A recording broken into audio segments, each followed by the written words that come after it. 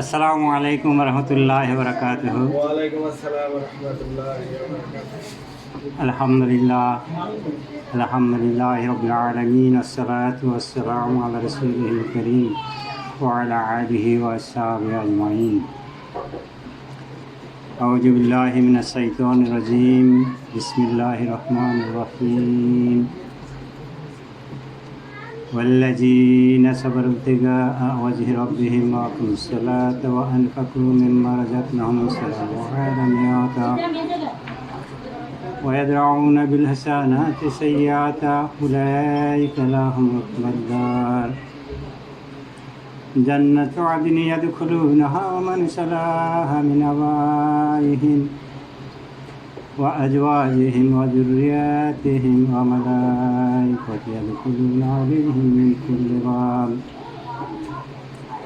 سلام عليكم بما صبرتم فنعم عقبى الدار। সমস্ত প্রশংসা আল্লাহর জন্য, যিনি আমাদের সৃষ্টি করেছেন, যিনি আমাদের এখানে একত্রিত করেছেন, আমাদেরকে শারীরিকভাবে সুস্থ রেখেছেন, এবং দরুদ ও সালাম আমাদের প্রিয় নবী হযরত মুহাম্মদ সাল্লাল্লাহু আলাইহি ওয়াসাল্লামের উপর। আমরা এখানে একত্রিত হয়েছি দিন সম্পর্কে শেখার জন্য। আমরা এখানে আসলে সবাই তালেবান, আমরা সবাই তালেবান, এখানে ছোটো বড়ো কেউ নাই, এবং সারা জীবনই আসলে তালেবান থাকবে। ইসলাম এত বড় একটা জিনিস যে আপনি এটা শিখে আমল করে শেষ করতে পারবেন না। কখনোই চেষ্টা করা উচিত হবে না যে আমি আমল দিয়ে জান্নাতে যাব। আমল দিয়ে আল্লাহর রহমত কামনা করে আল্লাহর রহমতের মাধ্যমে জান্নাতে আশা করব। আল্লাহ তাআলা বলতেছেন যে আমি বান্দাদের প্রতি তেমনই পোষণ করি যেমনটি তারা আমার সম্পর্কে ভাবে। অর্থাৎ আপনি যদি রহমত আশা করেন যে হ্যাঁ আল্লাহ আমার প্রতি রহমত বর্ষণ করবেন, আমাকে মাফ করে দেবেন, আল্লাহ মাফ করে দেবেন, আল্লাহ আমার প্রতি রহমত বর্ষণ করবেন। তো এই জন্য ধারণা করতে হবে, আল্লাহর প্রতি ভালো ধারণা করতে হবে সবসময় যে আল্লাহ খুবই দয়ালু, তার রহমতের ভাণ্ডার অলয় পূর্ণ, এবং যাকে ইচ্ছা তাকে দিতে পারেন। আমরা সবাই নিজে নিজে চাইব যে আল্লাহ আমাদেরকে বেশি বেশি রহমত দান করুন। তো আমি যেটা বলতেছিলাম যে স্ত্রীর অধিকার নিয়ে স্বামীর প্রতি কী কী অধিকার আছে। তো যতগুলো অ্যাটলিস্ট 5-6টা অধিকার আছে যেগুলো স্ত্রীদের জানার মতো, মনে রাখার মতো। এখন স্বামীদেরও জানা উচিত যে স্ত্রীদের কী কী অধিকার আছে। আপনি যদি না জানেন তাহলে কি আপনি পালন করতে পারবেন? পারবেন না। এই জন্য স্ত্রীদের কী কী অধিকার আছে এটা স্বামীদেরকেও পয়েন্ট ওয়াইজ মনে রাখতে হবে। স্ত্রীদেরকেও মনে রাখতে হবে যে আমার কী কী অধিকার আছে স্বামীদের প্রতি, আর স্বামীদেরকেও মনে রাখতে হবে যে তার প্রতি কী অধিকার আছে, সেগুলো অধিকারটা দিতে হবে, মনে রাখতে হবে। এটা দুজনের পারস্পরিক সম্পর্ক, পারস্পরিক অধিকার আর কি। তো আমি গতদিন যেটা বলতেছিলাম যে মোহরের উপরে, মোহর হচ্ছে এটা কাদের? স্ত্রীদের অধিকার স্বামীদের প্রতি, তাই না? এবং এটা একটা খুবই গুরুত্বপূর্ণ বিষয়। বলা হচ্ছে ওয়াতুন নেশা ও সাদাকাতিহিন্না, নেশাউদের মানে স্ত্রী লোকদের এই সদাকা দিয়ে দাও। নেহলা হচ্ছে এটা গ্রেসিয়াসলি, মানে স্বতঃস্ফূর্তভাবে এটা মনে করতে হবে না যে এটা জরিমানা। আপনি স্ত্রীকে এটা জরিমানা দিচ্ছেন, এটা মনে করতে হবে না। এটা তার অধিকার, এটা আপনাকে দিতেই হবে। যদি না দিয়ে থাকেন তাহলে এটা একটা ঋণ। যদি না দিয়ে থাকেন তাহলে এটা হচ্ছে একটা ঋণ। আর ঋণ রেখে, ঋণ বাকি রেখে মানে ঋণ অনাদায়ী বলবো না কি বলবো, না দিয়ে, হ্যাঁ, না দিয়ে আপনি আসলে আর এক পাও অগ্রসর হওয়া উচিত না। যেমনটি বলি যে আপনি আপনার ম্যারেজ ডে আছে বা তার বার্থডেতে আপনি গিফট দেন, তাই না? আই লাভ ইউ বলে গিফট দেন। অথচ আপনি কি রেখেছেন? মোহর বাকি রেখেছেন। আগে আপনাকে মোহর পরিশোধ করতে হবে, তারপরে আপনি আই লাভ ইউ বলেন, গিফট দেন, ফাইন। ইভেন আপনি মোহর বাকি রেখে আপনি প্রতি বছর কুরবানি দেন না? কুরবানি দেন। কুরবানি দেওয়ার আগে আপনার চিন্তা করতে হবে যে আপনার ঋণ আছে কিনা, মোহরানা আদায় হয়েছে কিনা। আগে কুরবানি দেওয়ার আগে আপনাকে চিন্তা করতে পে করতে হবে আগে মোহরানা। মোহরানা দিয়ে আপনার কুরবানি আছে মানে আপনার টাকা আছে, নিসাব পরিমাণ টাকা আছে, তাই না? আপনি জাকাত দিচ্ছেন, জাকাত বের করতেছেন, তার মানে আপনার নিসাব পরিমাণ টাকা আছে। তো এই জাকাত দেওয়ার আগে আপনি 1 টাকা দান করেন না ফকিরকে? রাস্তায় হাঁটেন বা কেউ বিপদে পড়েছেন, তাকে আপনি দান করেন না 1 টাকা? ওই 1 টাকা দান না করে আপনাকে পরিশোধ করতে হবে আগে মোহর। কুরবানি না করে তার আগে আপনাকে পরিশোধ করতে হবে মোহর। জাকাত আদায় করে মোহর আদায় করার আগে আপনাকে মোহর পরিশোধ করে যে পরিমাণ থাকে সেটা আপনাকে আদায় করতে হবে, জাকাত যেটা থাকে। তাহলে মোহরের তো যেটা গুরুত্ব সেটা বুঝলেন। আমি যেটা এর আগে ডিটেলস বলেছি মোহর সম্পর্কে, আমি জাস্ট পরের অংশটুকু বলতেছি যে এই মোহরটা হচ্ছে একটা বড় ধরনের ঋণ, এবং এই মোহর স্ত্রী নিয়ে স্ত্রী এটা হেফাজত করবে, এই টাকা স্ত্রী ইউজ করবে। এখানে আপনার এই টাকার সাথে কোনো সম্পর্ক নাই, তার কাছে আপনি চাইতেও পারবেন না। ইভেন মোহর ফিক্সড হওয়ার পরে এর আগে বলছিলাম যে আপনি কখনোই বলতে পারবেন না যে মাফ করে দাও, কিন্তু সদাগতে হিন্না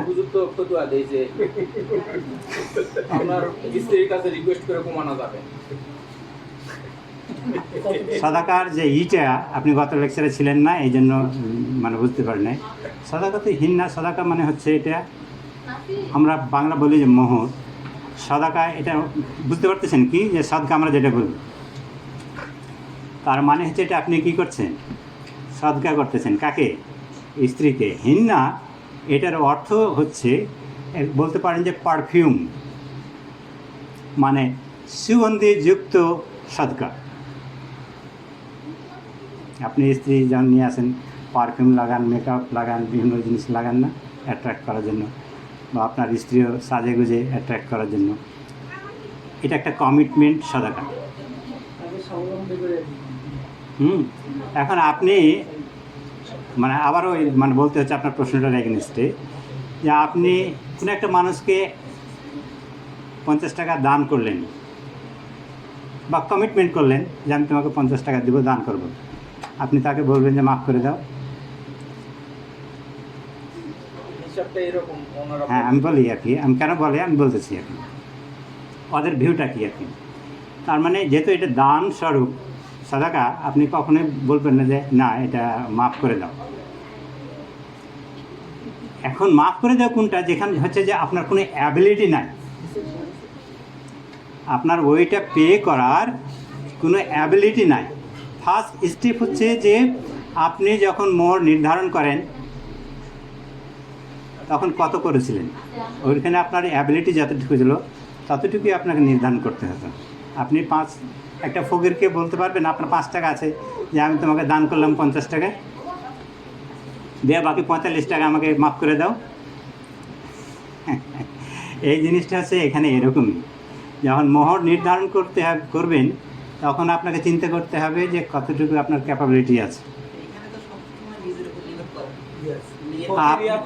আপনাকে মনে করতে হবে যে বিয়ে করছেন আপনি, আপনার ভাই করতেছে না, আপনার পিতা করতেছে না, আপনার আত্মীয় স্বজন করতেছে। কথা আপনাকেই বলতে হবে, মনে করতে, ওটাই বলতেছে। মোহরের ক্ষেত্রে এখানে কনফিউশন আছে, কারণ ফকিরই আপনাকে নির্ধারণ করে দিবে আপনি কয় টাকা দিবেন। এখানে আপনাকে এই জিনিসটাই বুঝতে হবে যে আল্লাহ যেটা করে দিয়েছেন সেটা মানবেন, আল্লাহ যে আইন না সমাজ যেটা মানে সেটা করবেন। হ্যাঁ, এখন আপনার যদি এক্সেস হয়ে যায় আপনি ওখানে বিয়ে করবেন না যেখানে আপনি পারতেছেন না, অত আপনি কেন করবেন? হ্যাঁ আপনি হ্যাঁ ফিক্স করে ফেলেন। আচ্ছা, এটার ব্যাপারে কোনো কম্প্রোমাইজ নেই, কোনো হাদিসে এটা হচ্ছে আমি যেটা বললাম এটা কোরআনের আয়াত, এবং বলা হচ্ছে কথা বলি, আমি যখন বিয়ে করছি ধরেন আমার তখন সেভিংস ছিল না 30,000 টাকা, কিন্তু আমার দেনমোহর হচ্ছে 10 লাখ টাকা। 30,000 টাকাতে বউ পাওয়া যাবে না? তখন তো আমার 30,000 টাকাই ছিল না, 15,000 টাকা তো ছিল। 15,000 টাকাতে বউ পাওয়া যাবে না? কিন্তু 10 লাখ টাকা বউ। এখন আপনি চাচ্ছিলেন যে 15,000 টাকার বউ নেব না, আমি নেব 10 লাখ টাকার বউ, তো হবেই তো। মহারানা নির্ধারিত হয় একটা মেয়ের চেহারা কীরকম সুন্দর, তার উপর নির্ভর করে তার বংশ পরিচয় মর্যাদা কীরকম। না স্যার, ওই যে তার একটা কথা বললো না যে আপনার সমাজের একটা স্ট্যান্ডার্ড আছে, যে এর স্ট্যান্ডার্ডে এখন আপনার কয় টাকা সেভিংস আছে এটা বিষয় না, আপনার পারিবারিক স্ট্যান্ডার্ড ওগুলো কোনো কিছুই আপনার এখানে গ্রহণযোগ্য না। এক হচ্ছে আপনি যতটুকু দিতে পারবেন, আপনার ক্যাপাবিলিটি আছে। আমি তো বললামই এটার যে সদাগত হিন্নার যে মোহরের যে অর্থ সেটাই তো বললাম, এবং আমি এক্সাম্পলও দিলাম। বলছি আমি এই নগদ দিতে পারবো, এই কয় টাকায় আমার মোহর, তারা বলতেছে যে না এত টাকা তারা বললে তো হবে না, আপনি তো সেটাই তো আপনি বললাম যে বিয়ে করছেন আপনি। হ্যাঁ হ্যাঁ, আপনি আল্লাহকে যেভাবে বিশ্বাস করতেছেন সেভাবে করতেছেন। হ্যাঁ ওটাই তো বললাম যে ইসলাম মানে শুধু কেবল মানে কাবিন কমানোর ক্ষেত্রে আমার অন্যদিকে কিন্তু ধর্মের কোনো প্র্যাকটিস নেই, এটা হলো কিন্তু। হ্যাঁ আমি সেটাই বলতেছি আর কি। আপনি যখন আসলে মানে জ্ঞান অর্জন ফরজ করা হয়েছে কেন, আপনি সেই জিনিসটাই বুঝতে হবে যে জ্ঞান অর্জন করা ফরজ হয়েছে কেন। আমরা যতটা না ইসলাম মানি, ইসলামের রুলস রেগুলেশন কিন্তু আপনি বিধর্মীর মানে আপনি জাপানি যেটাতে যান, অস্ট্রেলিয়াতে যান, ইউএসএ, কানাডাতে, তারা আমাদের চাইতে বেশি মানে। কিভাবে? তারা ধরেন যে কী বলে ঘুষ খায় না, মানুষের সাথে মিথ্যা কথা বলে না, আচরণ ভালো, চুরি করে না। অথচ আমরা এগুলো কি ভালো জিনিস না খারাপ? ইসলাম ধর্মে আমাদের এটা কবিরা গুনাহ, বড় ধরনের গুনাহ এগুলো করা। এখন ওরা যে করে না তার জন্য কি কোনো সওয়াব পাবে? মানে করে কেন পাবে না? এটা তারা ন্যাচারালি, এটা তারা যখন করে তখন আল্লাহকে স্মরণ করে না যে এটা আল্লাহর আইন তাই করতেছি। আপনি যখন যেই কাজ করবেন সেটা যদি মনে করেন যে এটা আল্লাহর আইন, আমি আল্লাহর আদেশ পালন করতেছি, তখনই আপনার ওই আমলের নেকি আসবে। আর এই আমল যদি হয় যে না এটা আমাকে সরকার বাধ্য করতেছে, আমি জানি না, ওই আমলে এটা আপনার ন্যাচারালি হচ্ছে। যেটা একজন বিধর্মী মানুষ ফলো করতেছে তার গুনাহ মানে নেকি আছে না, আপনার ক্ষেত্রেও কিন্তু ওরকম। এটা আপনি বিশ্বাস করলেও মানতেন, না বিশ্বাস করলেও মানতেন। আর সামাজিক যে নিয়মটা এই যে হ্যাঁ মোবাইল, ঠিক আছে, এটা আমি মনে করি নারীকে অসম্মান করা হয়। কীভাবে আমি বলি, এক নম্বর হচ্ছে যে মানে যেভাবে দর কষাকষি করে এটা মনে করেন নারীকে ছেড়ে করতেছে, এটা মানে হ্যাঁ, দরখাস্ত করা যাবে। এটা হ্যাঁ একটা স্যার। দ্বিতীয় দিনে ধরেন যে মৌলানা ঠিক করছে 10 লাখ, বললো যে উসুল আছে এখানে 5 লাখ দিলে বল, তার মানে আমি তার টাকা দিয়ে তারা জিনিস কিনে দিতেছি, এখানে আরেকটা রহন করতেছি। হ্যাঁ মানে আপনার টাকা আপনি কিভাবে খরচ করবেন এটা আমার কোনো আপনি মরানোর সময় তখনই করেন যে আমি বিয়ের পরে কোনো গিফট দেবো না, ম্যারেজ ডে করবো না, বার্থডে করবো না, ওই টাকা যে খরচ হবে আমি এখন এই মহড়া এনেছি সাদাকা করবো। আপনি পরিবার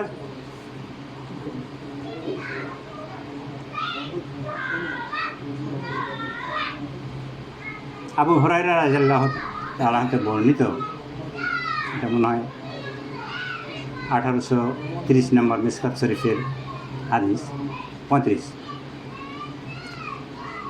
বলা হচ্ছে যে কেউ আয়েশা রাদিয়াল্লাহু তাআলা বর্ণিত অথবা আবু হুরায়রা রাদিয়াল্লাহু তাআলা বর্ণিত 1850। বলা হচ্ছে কেউ যদি 1 টাকা আল্লাহর পথে খরচ করে, জিহাদে খরচ করে, কেউ যদি একটা গোলাম মুক্তির জন্য 1 দিনার গোলাম মুক্তির জন্য খরচ করে, কেউ যদি একটা দিনার একটা গরিব মানুষের জন্য খরচ করে, দান করে, আর কেউ যদি 1 দিনার তার পরিবারের স্ত্রী সন্তানদের জন্য দান খরচ করে, তাহলে সর্বোত্তম সাদাকা হলো 4টাই সাদাকা। সর্বোত্তম সাদাকা হলো যে পরিবারের জন্য, স্ত্রীর জন্য খরচ করে। তো তাহলে দেখেন, আপনি পরিবারের জন্য যে খরচ করতেছেন, খাওয়াচ্ছেন, ম্যারেজ ডেতে গিফট দিচ্ছেন, বার্থডেতে গিফট দিচ্ছেন, এই গিফট দিচ্ছেন অথচ আপনার মহারণা বাকি আছে, মহারণা বাকি আছে, এটাও তো সাদাকা। এই সাদাকা করার আগে আপনাকে কি করতে হবে? মহারণা পে করতে হবে। তখনও আপনাকেও সর্বাত্মক চেষ্টা করতে হবে যে আমি কতটুকু দিতে পারবো। এখানে হাদিসে করে দেওয়া হয়েছে যে মোহর নিয়ে যেন উপরে ওঠা না হয়। মোহরানার কি টাকা হিসাবে শুধু পরিশোধ করা যায়? এটা যে কোনোভাবে পরিশোধ করা যাবে, এটা সাদাকা, যেহেতু এটা গয়না হিসাবেও পরিশোধ করা যাবে।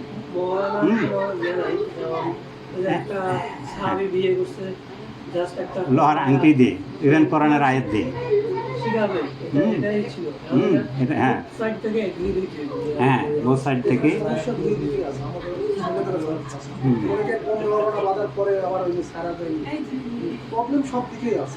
না, সব দিকে হবে, কিন্তু কথা হলো আপনি সব আপনাকে আপনার জ্ঞান যেটা জেনেছেন, জানছেন, অর্জন করার পরে ওটার উপরে আপনার স্ট্রিক্ট থাকতে হবে, ওটার পরে আপনার স্ট্রিক্ট থাকতে হবে।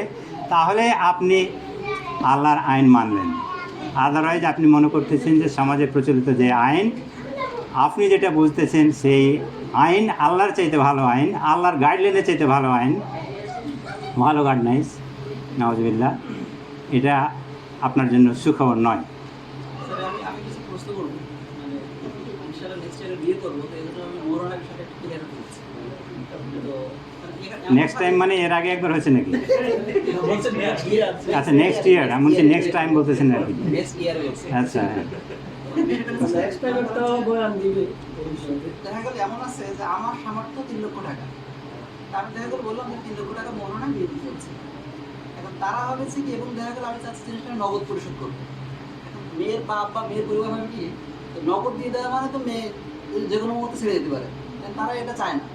যদি আমি 10 লক্ষ টাকা মোহরানা করি, তারা হয়তো ভাববে কি যে আপনি এখন, মানে আমি দেখা 3 লক্ষ চাচ্ছি, তারা ভাববে কি যে 3 লক্ষ করার দরকার নেই, 10 লক্ষ।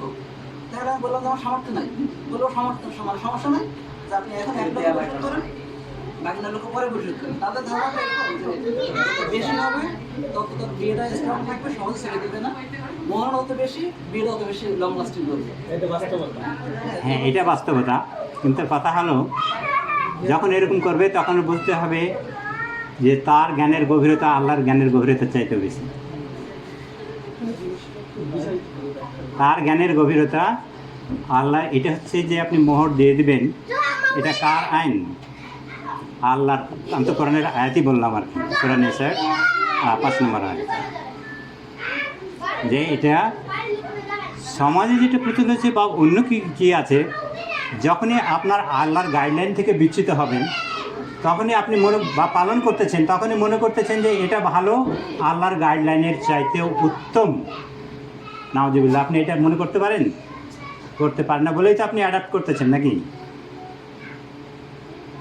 অর্থাৎ আপনি মনে করতে এটা একটা শিরক পর্যায়ে চলে যায়। এটা অহংকার। আমি এর আগে অহংকারের কথা বলতেছিলাম আর কি, যে এটা আপনি আল্লাহর প্রতি অহংকার প্রদর্শন করতেছেন, যে আপনি যেটা আইন দিয়েছেন তার চাইতে এই যে আইনটা ভালো, এই লটা ভালো, আপনি আল্লাহর প্রতি অহংকার প্রদর্শন করতেছেন। এটা আপনি কখনোই করতে পারবেন না। ওই ইয়াতে যাবেন না আপনি, ওটা হচ্ছে জুলুম, ওটা হচ্ছে আপনার প্রতি জুলুম। রাইট হচ্ছে যে আপনি আমি বললাম তো এটা, যে এটা হচ্ছে একটা ঋণ, এটা একটা হচ্ছে সদকা। আপনি কখনোই চাইবেন না যে সদকা বাকি থাক, স্টে। এটা কিন্তু হয় যে নগদ পরিশোধ করতে চাইলেও নগদ নেয় না, হ্যাঁ, বাকি থাকে, ওখানে যাবেন না, স্টে। আমি একটা কথা অ্যাড করতে চাই, সেটা হলো প্রবলেমটা কোথায়।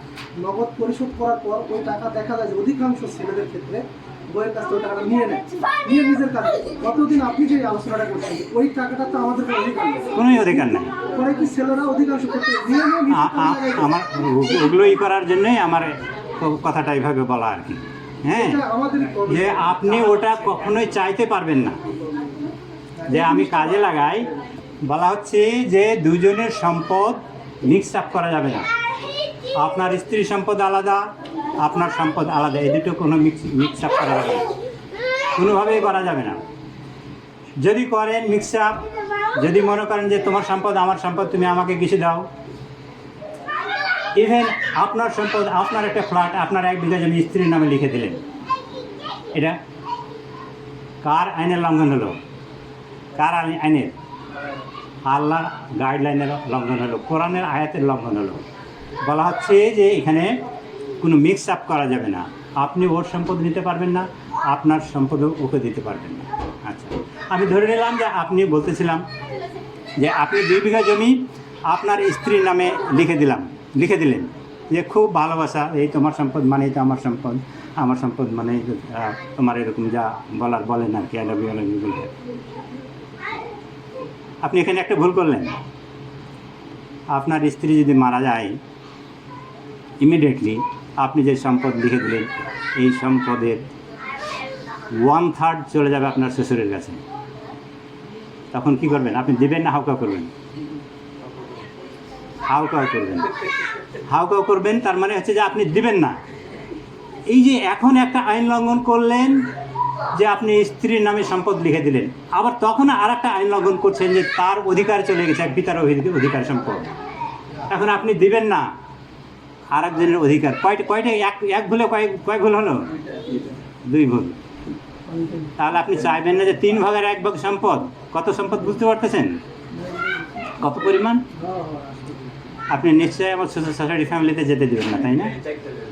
তো ও যদি এটা বুঝেন যে আমার স্ত্রীর হায়াত নাই, মত নাই, যে কোনো সময় মরে যেতে পারে, আমার এই 1/3 সম্পত্তি শ্বশুরের ঘরে যেতে দেবো না, যদি এটা মনে করেন যে না ওইটা মানবো, অর্থাৎ যেতে দেবো না, তখন আর জীবনেও লিখে দেবেন না আপনার স্ত্রীর নামে জন্য,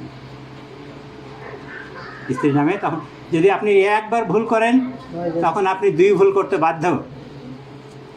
আদালতে আপনাকে যদি 1 ভুল করতে চান, তাহলে মেনে নিতে হবে যে আমার সম্পত্তি চলে যাবে, শ্বশুরের 1/3 চলে গেল, কিছু যায় আসে না। আপনাকে ওই জিনিসটাই মানতে হবে। তো এই ব্যাপারটাতে আপনাকে স্ট্রিক্ট থাকতে হবে। আপনাকে এই জিনিসটাই মনে করতে হবে যে সম্পদ দিয়ে আপনি মন এনজয় করতে পারবেন না। সব কিছুর চাবিকাঠিকে আল্লাহ। আল্লাহর আইন যদি ফলো করেন, আল্লাহর গাইডলাইন যদি অ্যাকসেপ্ট করেন জেনে শুনে, তখনই আপনার সম্পর্কে বরকত আছে, তখন আপনার পরিবারে বরকত আছে। আপনি একবার দিলেন যে হ্যাঁ একটা ফ্ল্যাট লিখে দেবেন, আপনার স্ত্রীর লোভ হবে না? হবে না? না থাকে, হ্যাঁ, শ্বশুর যদি না থাকে, মারা গেছে, চাচা তো ভাই আছে না, শ্বশুরের মানে ভাই, সে পাবে। তখন ওটা পিতার অংশে চলে গেল, তো পিতার ওয়ারিশ কারা? মানে এদিক ব্যাক হওয়ার ব্যাক আর কোনো কথা না। যদি আপনার কন্যা সন্তান থাকে, শুধু কন্যা সন্তান থাকে, অথবা কোনো সন্তানও না থাকে, স্ত্রী বাপের আগে মারা যায়, চলে যাবে অংশ। এটা এটা ক্ষেত্রে তো মানে মোটামুটি আমি কিন্তু মধ্যতরি বলছিলাম যে আমি এর বেশি দিব না, হ্যাঁ, এবং আমি হচ্ছে বিয়ের সময় শোধ করে দেবো। এরপরেও বিয়ের দিন মানে বিয়ের পড়াতে যাওয়ার আগে আর কি আবার কিন্তু ওইটা নিয়ে কথা হয়েছিল, হ্যাঁ, মেয়ের মামা বা মেয়ের মামা বলতেছিল। তখন আমি কি করছি, তোমার ভাবিকে সরাসরি কল দিচ্ছি, দিয়ে বলতেছিল দেখো আমি এর বেশি দিতে পারবো না, এগুলো আমি ওখানে তোমার দিয়ে দিব, ওটা তোমার। এর মধ্যে তুমি যদি রাজি থাকো তাহলে আমি আসতে আগে বোর্ডে একটা বিয়েতে দু একটা আত্মীয় থাকে, এরা আমাদের সব কিছুতেই আছে, সব কিছুতেই নেগেটিভ পজিটিভ। না, সেখানে আপনাকে স্পষ্ট বলতে হবে যে আমি বিয়ে করতেছি, আপনাকেই সব কিছু হ্যান্ডেল করতে হবে। আর আপনার মোহর কিন্তু আপনার ওই খালা খালু দিবে না, আপনাকে এই জিনিসটা জানলে করতে হবে। হ্যাঁ, আমার মৌরানার টাকা আমার বাবার থেকে নিয়ে এসেছিলাম, এটা শুনতে আপনি নিয়ে বাবার ইয়ে আছে, আপনাকে দান করে সেটা দিতে পারবেন, নিয়ে দিতে হবে। হ্যাঁ, সেটা সময় না, কিন্তু আপনাকে দিতে হবে, হ্যাঁ দিতে হবে। আপনি আপনার পিতার কাছ থেকে টাকা নিতে পারবেন, সমস্যা নেই। সাতটাই জারিয়া মানে হ্যাঁ। তুমি দিয়ে দিলাম, ওইটা কিন্তু আর মানে ইয়ে করা যাবে না। ওইটা হচ্ছে তোমার অন্য হবে না। সেটা হচ্ছে এরকম যে পুরো বিয়ের সময় পুরো টাকা নগদ দিয়ে দিবে। এখন ওই বিয়ের যত 5 বছর 10 বছর যত সময় থাকবে, তাই ওই টাকাটা তার কাছে থাকে না, মেয়ের কাছে খরচ হয়ে যায়, বাপ নিয়ে নেয়, ভাই নিয়ে নেয়, যেখানে হয়ে যায়। ডিভোর্স হয়ে যায়, তখন তাহলে ওই পুরো টাকা পাচ্ছে না। আমি হ্যাঁ ওটাই বলেছিলাম যে মোহরটা, ডিভোর্সের সময় পাইলো তখন তার একটা সিকিউরিটি থাকে। মোহরটা আসলে কি জন্য সেটা আমাদেরকে জানতে হবে। এই জিনিসটা গত সপ্তাহে আপনি এর আগে বলছিলাম যে মোহরটার যদি তাৎপর্যটা বুঝেন, তাহলে এই প্রশ্নটা আসতো না, বা কী করতে হবে সেটা বুঝতে পারতেন না।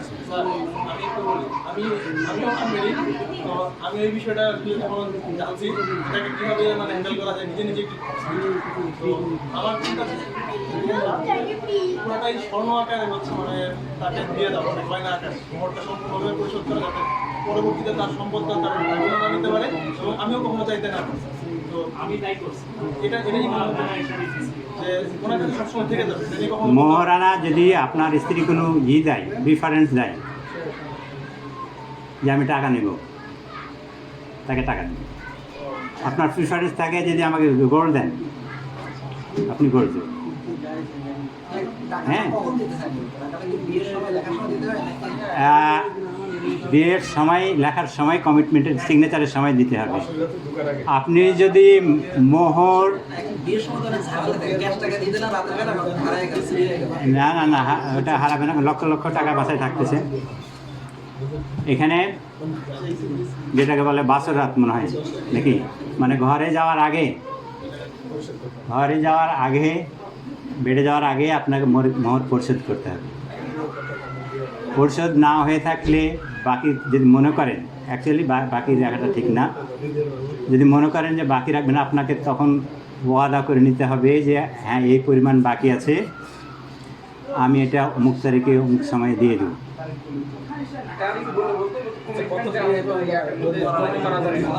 এটাকে আপনি বছরের পর বছর পোস্টপোন করতে পারবেন না, ডিফার করতে পারবেন না। তার কারণ হচ্ছে এখন আপনার মোহরানা হয়েছে যে 1 লাখ টাকা, 20 বছরে আপনি 1 লাখ টাকা দিলেন, এটা হলো। তার গোল্ডে যদি রাখতে 20 বছর পরে তার হাতে 10 লাখ টাকা হতো। আপনি তাকে 1 লাখ টাকা পে করলেন বা 1 লাখ টাকার গয়না স্বর্ণ কিনে দিলেন। এটা কি আপনার মনে হলো যে ন্যায় বিচার করলেন? নিজের কাছে জিজ্ঞেস করেন, ন্যায় বিচার করেন না, তাই না? আপনি এখানে দুটো অপরাধ করছেন। আপনি হচ্ছে যে এখানে ন্যায় বিচার করতেছেন না, 1 লাখ টাকার পরিবর্তে 1 লাখ টাকা দিয়েছে, আর আপনি অন্যের সম্পদ আপনার সামর্থ্য থাকার পরেও আপনি এটা কন্টিনিউ করে নিয়ে আসতেছেন। আপনার যদি টাকা না থাকে তাহলে অন্য কথা। আপনার টাকা আছে, আপনি একটা দোকানে, গ্রোসারি দোকানে গেলেন, 10 কেজি চাল, কিছু সবজি নিয়ে আসলেন, 500 টাকা হলো। আপনার কাছে 1000 টাকা আছে, আপনি তাকে বললেন এই বাকি রাখো। টাকা থাকা সত্ত্বেও আপনি বাকি রেখে নিয়ে চলে আসলেন।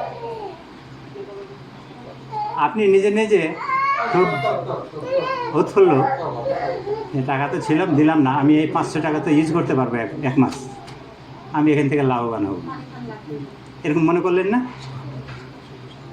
যে টাকা আছে, দিলাম না, আমি এই 500 টাকা 1 মাস খাটিয়ে ব্যবসা করে লাভবান হব।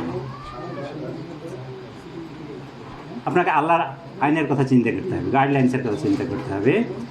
সেখানে হচ্ছে যে আপনার যদি কোনো ঋণ থাকে, সেই ঋণ আগে পরিশোধ করতে হবে। ঋণ যদি কন্টিনিউ করেন বিনা অজুহাতে সামর্থ্য থাকা সত্ত্বেও, ওখানে আপনার বরকত আসবে না, কোনো এতে বরকত আসবে না। তা আপনি নিজে পার্থিব হিসাব করে বললেন যে হ্যাঁ আমি 500 টাকা খাটালাম 1 মাস বা 1 বছর, আপনার যে সংসারে যে বরকত আসলো না, আপনি সেটাকে চিন্তা করলেন?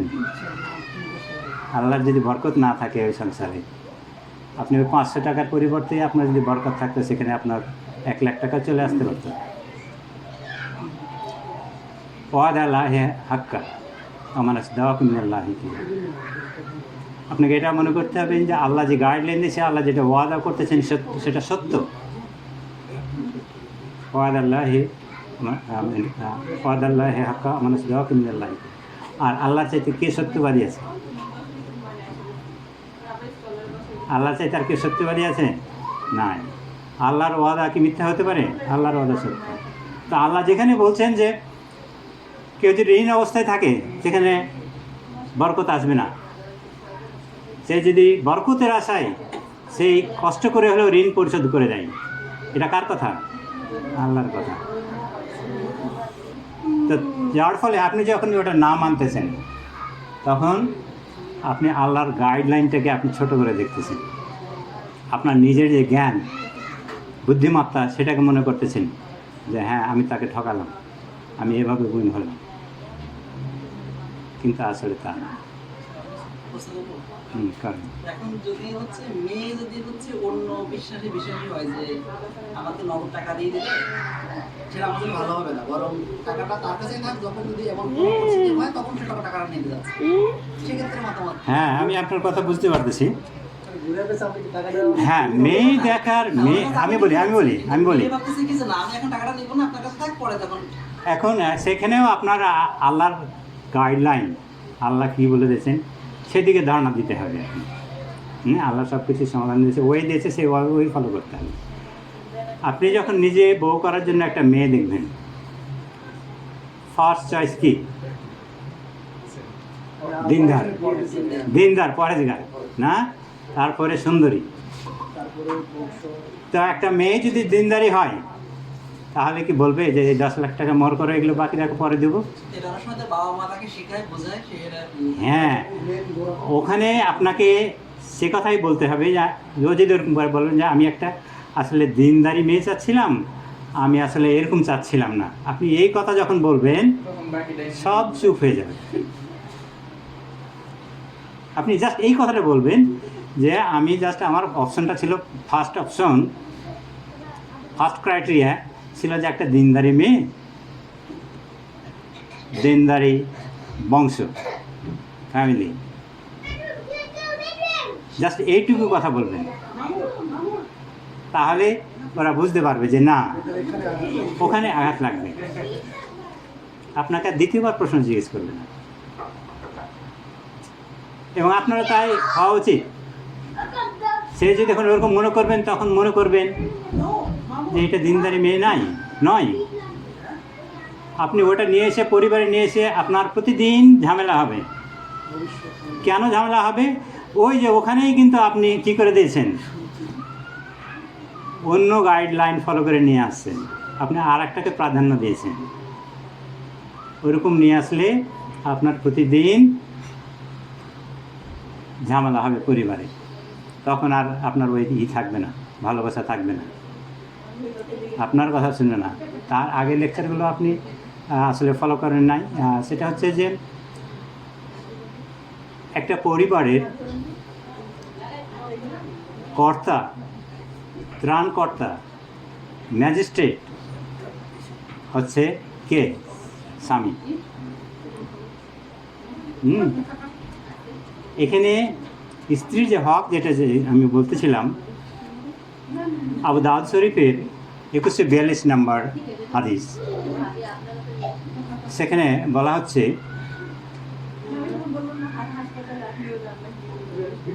হাকিম ইবনে মুয়াবিয়ার নাম রাদিয়াল্লাহু আনহু, আমরা জানি তাই না? ওনার ছেলে হাকিম ইবনে মুয়াবিয়া রাদিয়াল্লাহু আনহু, উনি তার পিতার কাছ থেকে শুনে বর্ণনা করতেছেন, অর্থাৎ হাকিম উনি বর্ণনা করতেছেন যে উনি পিতার কাছ থেকে শুনেছেন, হযরত মুয়াবিয়া রাদিয়াল্লাহু আনহুর কাছে। ভালো সাহাবী, জানেন তো, খলিফা। তো উনি তখনকার সময়ে স্ত্রীর যে অধিকার, যখন মানে যে কি আগে স্ত্রীর অধিকার বলতে কিছু ছিল না। মেয়েরা সম্পত্তি পেত না, পিতামাতার মেয়েরা সম্পত্তি পেত না, ইভেন স্বামীরও সম্পত্তি পেত না।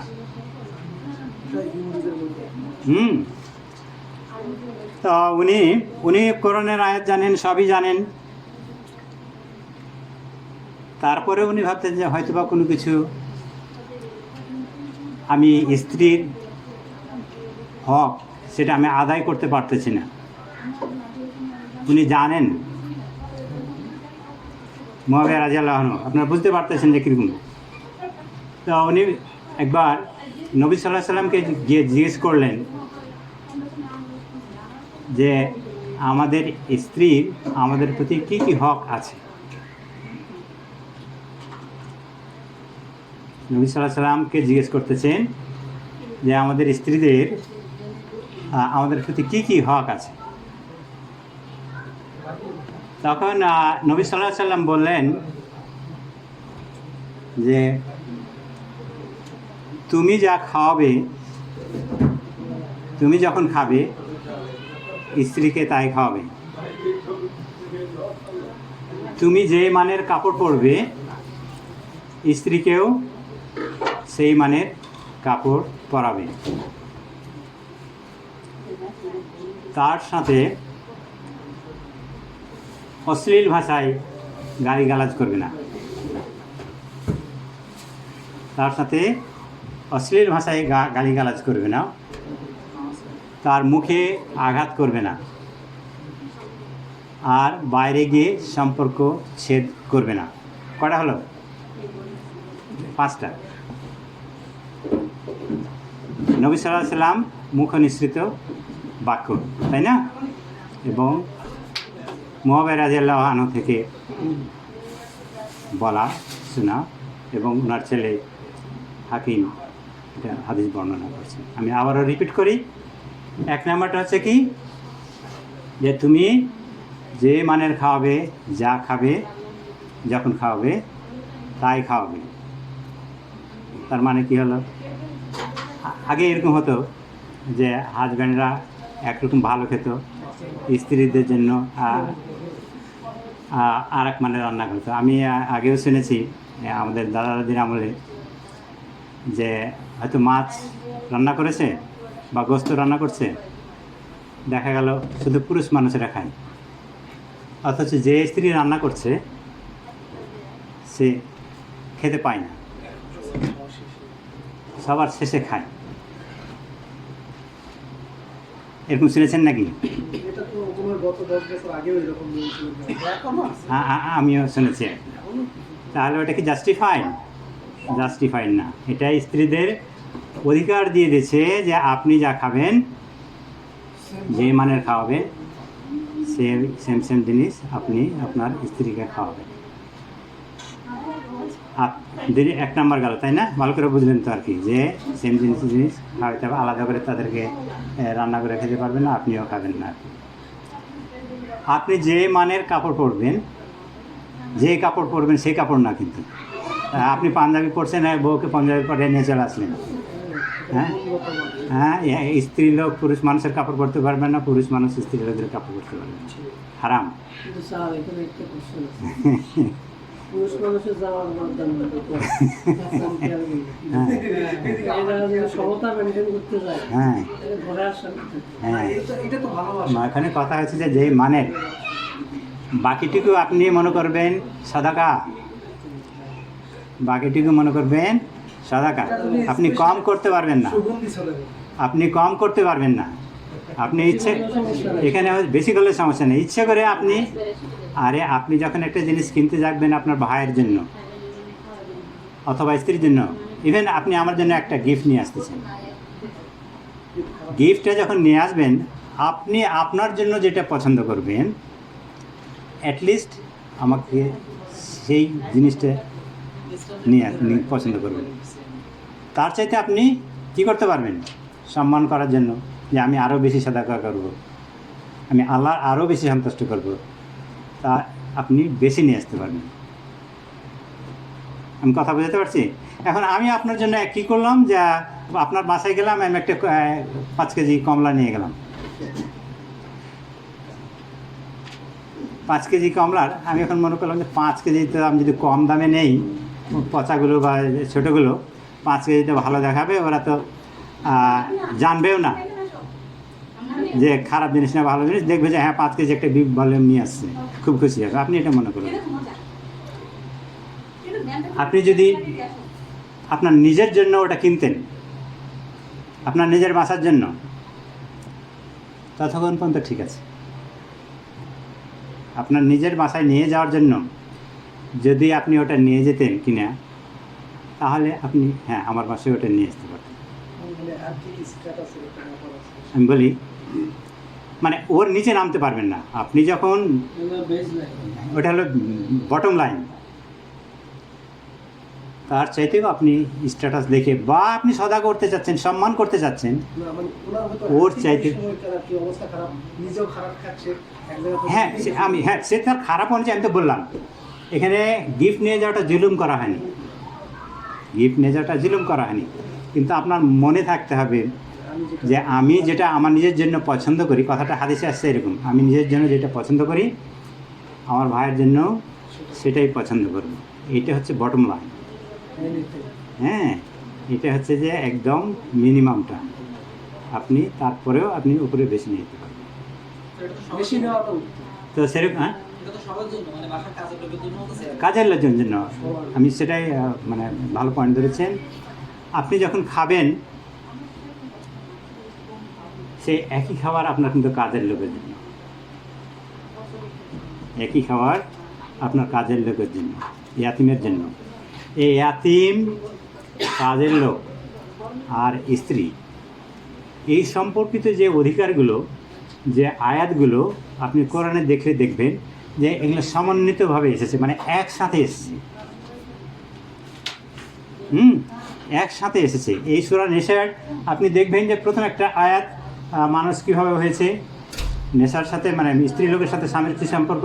তারপরের আয়াতে ইয়াতিমের ব্যাপারে বলা হয়েছে, ইয়াতিমদের ব্যাপারে বলা হয়েছে। যখন আপনি হাদিস দেখবেন তখন হাদিসেও স্বামী স্ত্রীর সম্পর্ক কী, লেনদেন সম্পর্কে বলা হয়েছে। তারপরে বলা হয়েছে ইয়াতিমদের ব্যাপারে, তারপরে বলা হয়েছে দাঁত দেশে, এগুলো কম্বাইন্ডলি এসেছে। হ্যাঁ, যাতে আপনার বোঝার সুবিধা হয়, যাতে আপনি বুঝতে পারেন একসাথে এই জিনিসগুলো আসছে। তো যেটা বলতেছিলাম কি, যে অধিকারের কথা, তাই না? নারীর যে অধিকার, কটা হলো তাহলে? 2টা হলো। আর একটা হচ্ছে তাদের সাথে সদ্ব্যবহার করবেন বা অশ্লীল গালিগালাজ করবেন, ভালো কথা বলবেন অথবা অশ্লীল গালিগালাজ করবেন, তাই না? এখন এরকমও আছে, তা বলে কি আমি কিন্তু আগে বলেছি আপনি হচ্ছে যে এই বাসার ম্যাজিস্ট্রেট। আগের আমার লেকচারগুলো আপনারা যেহেতু অনেকে নতুন জানেন না, বলেছি যে এখানে স্ত্রী স্বামীর যে কোনো কথা শিরক ছাড়া, আল্লাহর আইনের বিরুদ্ধে ছাড়া যদি কোনো কথা বলে থাকেন, আদেশ করেন, স্বামী স্ত্রী মানতে বাধ্য। এক্ষেত্রে কোনো তর্কও করতে পারেন না। তর্ক যদি করে বা করেন, এগুলোর আমরা আমি স্টেপ বলেছি, জানি আর কি কী স্টেপ আল্লাহ কী বলে দিয়েছেন, সেই স্টেপগুলো আপনাকে ফলো করতে হবে। আচ্ছা, তো যে কোনো ক্ষেত্রেই আপনি ওই স্টেপে যাবেন, একটু হার্ড হবেন, কিন্তু কখনোই অশ্লীল গালিগালাজ তার পিতামাতাকে তুলে, তার ভাই বোনকে তুলে আপনি গালিগালাজ করতে পারবেন না। আপনার পিতা যেমন আপনার পিতা, তার পিতাও কিন্তু তার পিতা। যাকে গালি দিচ্ছেন মনে করবেন সেও আরেকজনের বাবা, সেও আরেকজনের মা। আপনার মা, আপনার বাবা আপনার কাছে যেমন, তার বাবা মা তার কাছে তেমন। তো কটা হলো? 3টা, তাই না? যে সদাচরণ করতে হবে, অশ্লীল ভাষায় গালিগালাজ করতে পারবে না। 4 নম্বর হচ্ছে যে আপনি মুখে আঘাত করতে পারবেন না। তার মানে হচ্ছে কি যে মুখে আঘাত করা যাবে না, তার মানে কি বাকিগুলোতে করা যাবে, তাই না?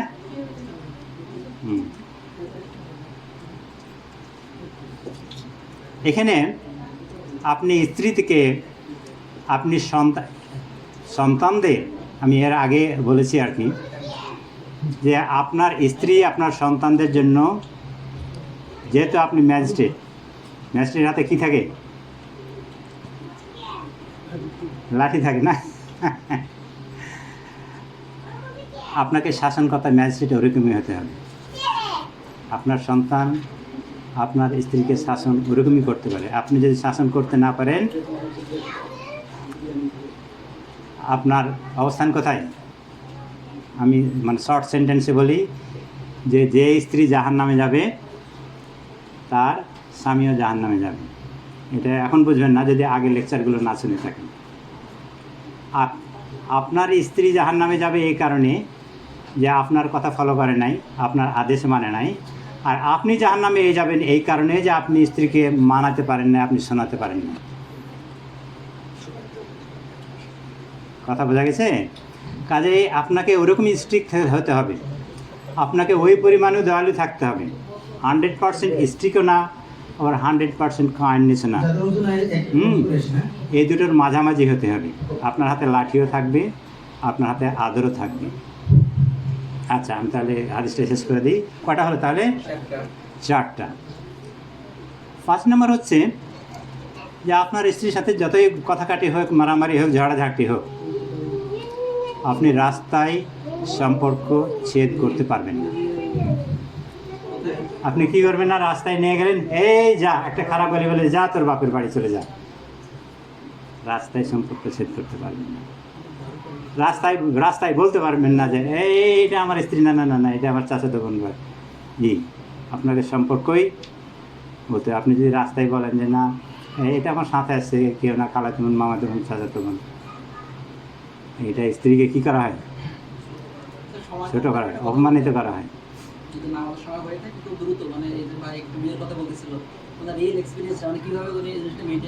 আচ্ছা, ওটা উনি পরে বলবেন, আমি শেষ করতেছি আর কি। হ্যাঁ, তো আমার মনে হয় 5টা বলা হলো আর কি, আমি এখানে শেষ করতে।